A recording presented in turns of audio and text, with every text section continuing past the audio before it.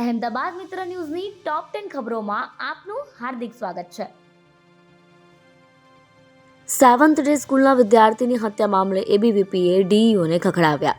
Seventh day સ્કૂલનો વિવાદ ફરીથી શરૂ થયો છે. સ્કૂલની માન્યતા રદ કરવા તથા પ્રિન્સિપાલ સામે કાર્યવાહી કરવા એબીવીપી દ્વારા ડીઈઓ કચેરીમાં વિરોધ કરવામાં આવ્યો હતો. આ વિરોધ દરમિયાન એબીવીપીની નજર કચેરીમાં રાખેલી મિશનરી સ્કૂલ દ્વારા આપવામાં આવેલા પોસ્ટર લાગેલા જોયા ત્યારે તાત્કાલિક ત્યાંથી પોસ્ટર હટાવડાવ્યા હતા. જજની બદલીના વિરોધમાં હાઈકોર્ટ એડવોકેટ એસોસિએશનની હડતાળ. સુપ્રીમ કોર્ટની કોલેજિયમની બેઠકમાં વિવિધ હાઈકોર્ટના 14 જજની ટ્રાન્સફરની ભલામણ કરવામાં આવી છે, જે પૈકી 2 જજ ગુજરાત હાઈકોર્ટના પણ છે. એમાં જસ્ટિસ સંદીપ ભટ્ટ અને જસ્ટિસ CM રોયની ટ્રાન્સફરનો પણ પ્રસ્તાવ સુપ્રીમની કોલેજિયમે કર્યો છે.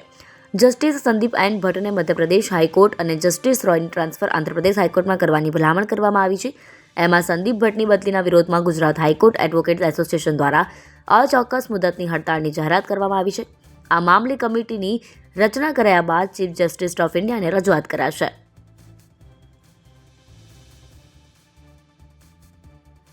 આજે ઉત્તર દક્ષિણ ગુજરાતમાં ભારે વરસાદની આગાહી. હવામાન વિભાગ દ્વારા 7 દિવસ એટલે કે 26 ઓગસ્ટથી 1 સપ્ટેમ્બર સુધી રાજ્યમાં વરસાદને લઈને આગાહી કરવામાં આવી છે. ઉત્તર અને દક્ષિણ ગુજરાતમાં ભારે વરસાદની આગાહી કરવામાં આવી છે.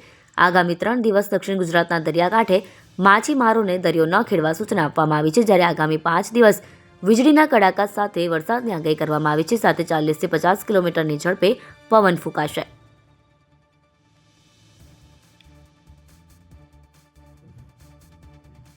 દુનિયામાં મેડ ઇન ઇન્ડિયા લખેલી ઈવી દોડશે.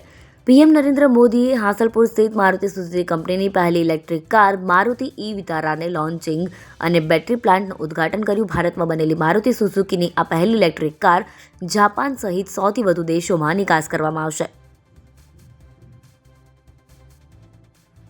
અમદાવાદીઓએ પીએમ મોદીનું હટકે સ્વાગત કર્યું. વડાપ્રધાન મોદી 25 અને 26 ઓગસ્ટ 2 દિવસ ગુજરાતની મુલાકાતે હતા. સોમવારે તેમણે નરોડા હરિદર્શન 4 રસ્તાથી નિકોલ ખોડલધામ ગ્રાઉન્ડ સુધી રોડ શો કર્યો. આ દરમિયાન પોતાના લોકલાડીલા વડાપ્રધાનની એક ઝલક જોવાનો ઉમળકો સ્પષ્ટપણે ગુજરાતીની આંખોમાં જોવા મળ્યો હતો. સરખેજ ભારતી આશ્રમના વિવાદ બાદ પહેલીવાર ડાયરો. અમદાવાદના સરખેજ ભારતી આશ્રમમાં ભાદરવા સુદ બીજ અને બ્રહ્મલીન અવંતિકા ભારતી બાપુની 47મી નિર્વાણ તિથિ નિમિત્તે લઘુ રુદ્ર યજ્ઞ અને રાત્રે ભવ્ય લોટારો યોજાયો હતો, જેમાં કીર્તિદાન ગઢવી અને પિયુષ મિસ્ત્રી, તેજદાન ગઢવી અને જનક વેગડ, બાલકૃષ્ણ સોની, ઘનશ્યામ પ્રજાપતિ અને વિજયાબેન વાઘેલા સહિતના કલાકારો હાજર રહ્યા હતા. બીઝેડ સ્કેમના આરોપી ભૂપેન્દ્ર ઝાલાને હાઈકોર્ટના જામીન. સીઆઈટી ક્રાઇમે બીઝેડ સ્કેમમાં આરોપી ભૂપેન્દ્ર ઝાલા સામે 6000 કરોડના સ્કેમની નોંધેલી મૂળ ફરિયાદમાં ભૂપેન્દ્ર ઝાલાએ એડવોકેટ વિરલ પંચાલ મારફતે ગુજરાત હાઈકોર્ટમાં રેગ્યુલર જામીન અરજી દાખલ કરી હતી, જેની ઉપર સુનાવણી બાદ ગુજરાત હાઈકોર્ટે ચુકાદો અનામત રાખ્યો. આજે ચુકાદો જાહેર કરતા હાઈકોર્ટે ભૂપેન્દ્ર ઝાલાને રેગ્યુલર જામીન આપ્યા છે.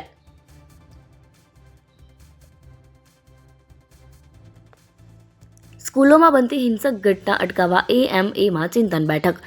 અમદાવાદ મેનેજમેન્ટ એસોસિએશન AMA ખાતે શિક્ષકો અને શાળા સંચાલકો માટે એક વિશેષ ચિંતન બેઠકનું આયોજન કરવામાં આવ્યું હતું. આ બેઠકનો મુખ્ય ઉદ્દેશ શાળાઓમાં હિંસક ઘટનાઓ અટકાવવા અને વિદ્યાર્થીઓના વર્તનમાં આવતા નકારાત્મક ફેરફારોને સમજવાનો હતો. બેઠકની શરૂઆત પ્રાર્થના સભા સાથે થઈ હતી અને દિવંગત નયન સંતાણી માટે 2 મિનિટનું મૌન પાળવામાં આવ્યું હતું.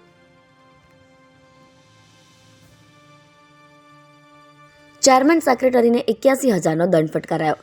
અમદાવાદના શિલજ વિસ્તારમાં આવેલી શાલિન રેસિડેન્સીમાં મ્યુનિસિપલ કોર્પોરેશનની પરવાનગી વિના 3 જેટલા લીલા ઝાડ કાપી નાખવામાં આવ્યા છે, જેના પગલે AMC ગાર્ડન વિભાગ દ્વારા વહીવટી ચાર્જ અને દંડ પેટે 81,000નો દંડ ફટકારાયો છે. એક વૃક્ષના બદલામાં બીજા 10 ગણા વૃક્ષ એટલે 3 વૃક્ષ સામે 50 જેટલા વૃક્ષ ઉગાડી અને તેની માવજત તેમજ સાર સંભાળ રાખવા ₹50ના સ્ટેમ્પ ઉપર સહી કરી બાહેધરી પણ માંગવામાં આવી છે. 3 દિવસમાં બીજી વાર સાબરમતીનું રૌદ્ર સ્વરૂપ. રિવરફ્રન્ટના વોકવે ડૂબ્યા. અમદાવાદના સુભાષ બ્રિજ ખાતે વ્હાઇટ સિગ્નલ એલર્ટ આપવામાં આવ્યું છે. Vadaj, Junavada, Dudheshwar, Madhupura, Shahpur, Subhash bridge, Paldi, Ellis bridge, Gyaspur, Jamalpur, Rakhiyal, Kochrab, Sabarmati, power house, Pirana, Piplaj અને શાહવાડી સહિતના 19 વિસ્તારોને એલર્ટ આપવામાં આવ્યું છે, જ્યારે ગ્રામ્ય વિસ્તારમાં ધંધુકા, બાવડા, ધોળકા અને સાણંદના 133 તાલુકામાં એલર્ટ આપવામાં આવ્યું છે.